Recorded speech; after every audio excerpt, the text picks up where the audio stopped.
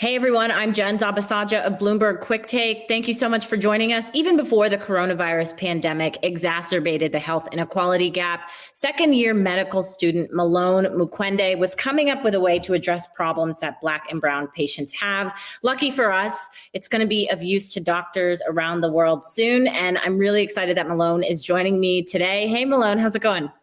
Hi, I'm all right. How are you? Good, good. I wanted to start first with this handbook that you have coming out called Mind the Gap. Yeah. Uh, Tell us a little bit about it and how it came about. So Mind the Gap is a handbook of clinical signs on Black and brown skin. The book actually came about from experiences in life that I've had seeing healthcare disparities almost exist, seeing patients from my community have problems with healthcare systems, such as being misdiagnosed, and then getting to medical school and seeing that, oh, potentially the problem of this misdiagnosis might lay in the fact that we're actually not taught this from a very grassroots level. And from there, my curiosity started to spark, and that's where Mind the Gap was born from. So you say that in medical education, there's a white skin bias. Yeah. For people who aren't in medical school, describe what you mean by this. So often in medical school, a lot of the pictures that we see of conditions and a lot of the reference points that we use are often on white skin. So it kind of leaves you to guess what it looks like on darker skin. And I think that's not a great approach of dealing with the problem, because I don't think it should be something that's left for interpretation. Something such as going pale, it's so difficult to determine whether someone of darker skin has gone pale or whether they've gone blue at the lips. So there's a lot of different terminology like that which we currently use, which doesn't necessarily make the best of use for describing a patient of darker skin. One of the most shocking things to come out of all of this is the fact that even in African countries, they still learn on textbooks and use descriptors which apply to white skin.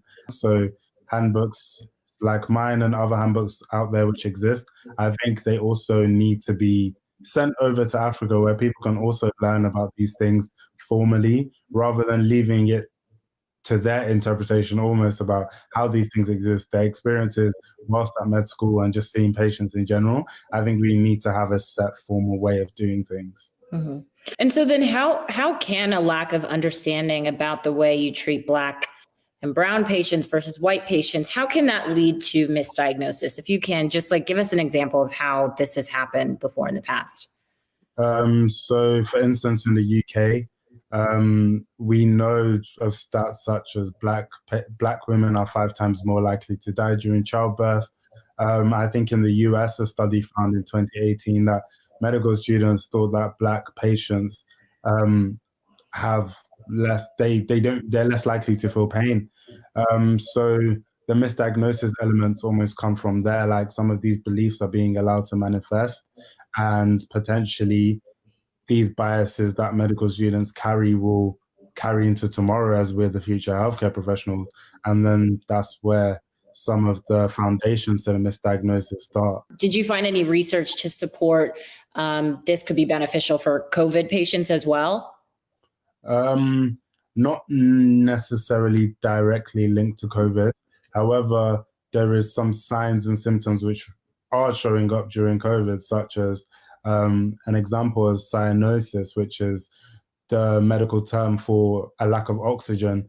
And that is the term which presents as blue around the lips. So there is some links to COVID in that aspect. And I wonder when when you approached your school and trained doctors, when you approached them and said, this is an issue that we need addressing, what was their initial reaction? So just as a general, members of the wider community, a lot of people didn't see the need for the work.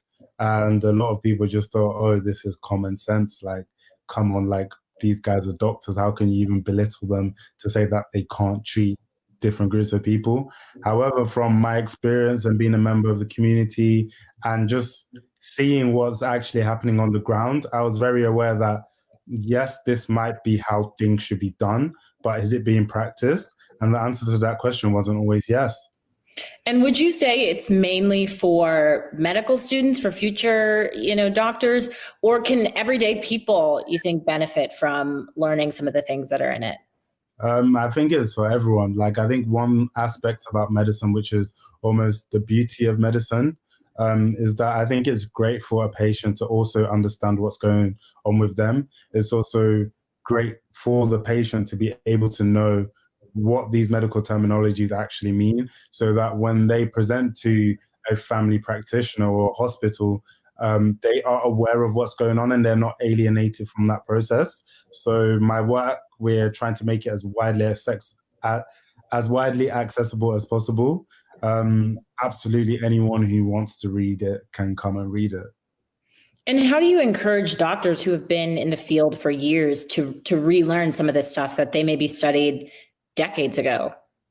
I think it's so important for those doctors to take a step back within themselves and make that decision within themselves, to be willing to acknowledge that what they may have learned or some of the biases that they've developed are not necessarily correct, or they're not necessarily in the best interest of patients.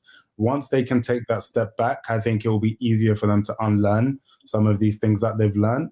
And then going forward, the platform is there for my work and other people's contributions, to help them to learn that actually this is how to identify things in darker skin. This is what it would look like in darker skin. Yeah. And we're even seeing, we're seeing that conversation happen across industries, right? We're seeing people asking for heightened awareness about, photographing Black and brown people, or, people are asking for, taking another look at history in the way that it's taught in school. So it really seems like this is the moment. It's a really good moment for this handbook to be coming out. Yeah. I think it's like I said, is really good just because of the hyper awareness that the members of the public have. And I think it's so important, like it's almost imperative that this hyper awareness doesn't almost die down, or not that, oh, we're only aware at the moment because it's like quotation mark a trend.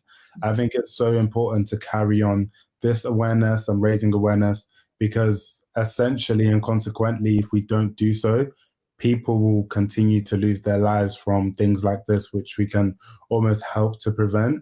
I think one thing which is so important with Mind the Gap is that, like I said, this problem has existed for many years, and this is only the beginning. And I think it's important that even the world also appreciates that this is the beginning and it's nowhere near the end. So because it's the beginning, we're going to keep running with the idea, keep opening more doors to more issues that currently exist, because this is just one of a plethora of problems that exist at the moment. Totally. Well, having you at the helm of this is really exciting. So we're definitely going to be watching out for you. And I'll contact you once you lift that embargo for not talking to people. So Malone, thank you so much for your work that you're doing. And thanks for joining us today. Thank you. Mind the Gap handbook is out very, very soon. I'm Jen Zabasajja with Bloomberg QuickTake. Thanks as always for joining us, and I'll see you next time.